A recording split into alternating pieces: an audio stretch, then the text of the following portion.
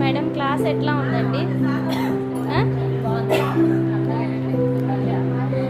చాలా బాగా చెప్పారు. అర్థమయ్యేలా చెప్తున్నారా? మీకు అర్థమైందా మొత్తం? పిన్ టు పిన్ ఎక్స్ప్లెయిన్ చేశానా? Your satisfy? ఓకేనా? Thank you madam. Madam class ఎట్లా ఉంది చెప్పండి, అర్థమైందా? చాలా ఓపికగా చెప్పారు. ఎన్ని డౌట్స్ అడిగినా కూడా చక్కగా నీట్గా చెప్పారు. Thank you.